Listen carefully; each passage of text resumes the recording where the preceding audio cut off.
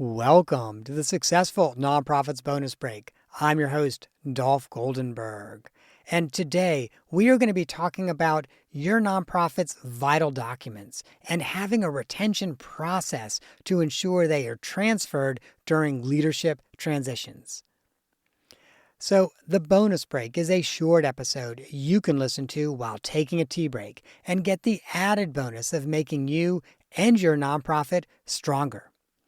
The bonus break is also my way of being able to share some of what I have learned in my own nonprofit journey. I am a consultant, coach, and confidant for leaders at small and large organizations across the country. I bring 3 decades of leadership and consulting experience, building, growing, leading, and yes, repairing organizations. And friend, I realized over the summer that I needed to do this bonus break. I was on sabbatical, I pulled up the Washington Post, and I read about Aretha Franklin. And when I first saw the headline that included Aretha Franklin, I thought to myself, gosh, I thought she died a while ago, so it's clearly not her obituary. And it turns out that she had died in 2018, but that there's been a 5-year fight over her estate.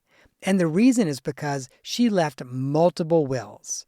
And so literally, her heirs took this disagreement to the courts. And it took 5 years. So it was not until this summer that a judge finally recognized a will that was written in a notebook, stuffed into one of her couch cushions as her final and last will and testament. Let me just repeat that. There were multiple copies of the will, and the one that was recognized was in a notebook, stuffed into couch cushions. So this really made me think about our own nonprofits and maybe the ways in which we don't do a really good job of holding on to our vital documents and ensuring they get transferred during those critical leadership transitions. Can you, for example, imagine your organization being paralyzed for 5 years, waiting for a judge to decide which bylaws were the correct version? Now, you might think to yourself, oh, that would never happen. Well, if you ended up having 2 camps of board members who were fighting over the right version of the bylaws, it potentially could happen. And depending how different those 2 sets of bylaws were, it might even prevent you as an organization from even being able to take any action. And so imagine not being able to appoint new board members, not being able to approve an annual budget, or even replace an executive director who retires. That could be cataclysmic for your organization. And that is why we are going to be talking about a document retention process today. Not the policy that states how long you have to keep documents, but the procedures for ensuring that you are actually retaining and transferring these documents when your leadership changes. In today's episode, I am going to share with you a short list of the documents that you should be able to put your hands on in 5 minutes or less. And when I say short list, it's 6 types of documents. It's not 50 types of documents. I am also going to share with you a few best practices for redundancy and document retention. So get ready. Here is the short list of documents that you should be able to find quickly and easily. Your IRS Form 1023. And as you may know, the IRS Form 1023 is what you fill out and send to the IRS to get your 501c status. Your articles of incorporation, which you normally create and submit to your state, often I think your state secretary of state, when you incorporate as a corporation. Your bylaws, and of course, all of the amended revisions to your bylaws. Your board minutes and corporate resolutions is the next one. The second to last are audit and tax filings. And the final one are your deeds and your mortgages. The reason it's important that you keep these 6 types of documents is that when you need them, it is almost always for a legal reason. A government agency has asked for them so that they can approve you maybe for having a sales tax exemption or a property tax exemption. You will also need these documents when there's a disagreement. Maybe, for example, You think that you paid off your facility's mortgage 5 years ago, but your bank got bought, and the new bank, really the new owners of your bank, come to you and say, hey, we don't have any record that that mortgage was paid off. Can you prove it? So the times when you want these are really critical junctures, and you don't want to be hemming and hawing. You don't want to be saying, oh, let me look for that. I'll get that back to you in the next week or 2 weeks. You want to be able to just immediately send that document, and it puts everything else to bed. As both a permanent executive director or an interim executive director, I have seen organizations in specific situations where they wish they had done a better job of tracking each of these types of documents and knowing exactly where they were.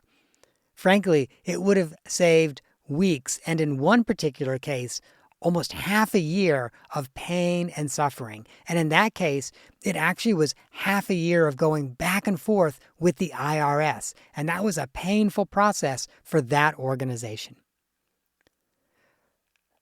The next piece that I promised you is that I would share some best practices for redundancy in your document retention process. I know that we often don't think of redundancy as a good thing, right? We often think, oh, redundancy means too many people are doing it, or we have too much of this. But when it comes to your vital documents, redundancy is critically important. It ensures that if one link of the chain does not work, there's another link that is backing it up. The first redundancy is I want to make sure that there are 3 positions that are assigned to maintain both paper and digital copies of those 6 types of documents. And you might want those 3 positions, as an example, maybe to be your board chair, your secretary, and your chief executive. In the ideal world, these are not positions that end at the same time. You want there to be some overlap. That gives you even more benefit from the redundancy. Additionally, you definitely want to process for transferring both those paper and electronic documents when a person transitions. And so, for example, there needs to be a formal process where an outgoing board chair really turns these documents, both paper and digital, over to the incoming board chair and certifies that with someone else. That could be a secretary who's remaining or the chief executive who's remaining, but definitely someone else who is responsible for ensuring that that has occurred. And so often when I see a document retention process break down, this is when it does. It breaks down when someone leaves a position. Maybe they're leaving the position in a little bit of a rush. And when that happens, sometimes they don't transfer all of the documents that they should. So it's also a really good idea to have a checklist of what documents each of these positions have to ensure that they get turned over to the next person in that position. And then the last best practice. It is very important to clearly mark the filing or approval date of all documents. It needs to be crystal clear when a document was amended and specifically when it was approved. And if that approval requires, as an example, a board vote, also make sure that you can put your hands on the approved minutes that note that that document was approved by the board. As I mentioned earlier, I have personally seen organizations that have not been able to produce a copy of one of these types of submitted documents, and frankly, it has threatened one organization's nonprofit status, it resulted in financial claims against another organization, and it created significant dissension and disagreement among leaders in a third organization. So I want you to take action as a result of today's bonus break. The first thing is I want you to do a drill, and I want you to do it today. See if you can find your most recent IRS Form 1023, Articles of Incorporation, bylaws and all amended bylaws, board minutes and corporate resolutions, audits and tax filings, and deeds and mortgages. And I know you might be thinking to yourself, oh yeah, we've got them on our network. I don't need to look for them. Really, this is a drill. Pretend that you needed to find these and you need to find them today. See if you can find them quickly and easily in 5 or 10 minutes or less. I also want you to put this on the agenda for the next time that you're talking with your board chair or your executive director, just to make sure that you are creating a process that will retain these documents and ensure that they are transferred. And one final thought, as I've already mentioned, the process that I've described does not replace a full document retention and destruction policy. Make sure that you have a strong document retention and destruction policy in place. And then on the back end, have these processes so that you know your nonprofit's vital documents will be there when you need them. Well, friend, we are coming to the end of this bonus break. If you have found this useful, I ask that you please open up your app and rate and review the podcast. And also know we're going to be listing those 6 types of documents in our show notes at successfulnonprofits.com. So you can always go there to get the list of those 6 documents. That is our bonus break for this week. I hope you have gained some insight to help you and your nonprofit thrive.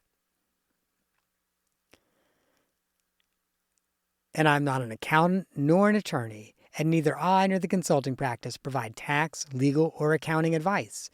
This podcast is for informational purposes only and should not be relied on for tax, legal, or accounting advice. Please, for all that you hold dear, if that is the type of advice you need, find a licensed, qualified professional and get the counsel you need.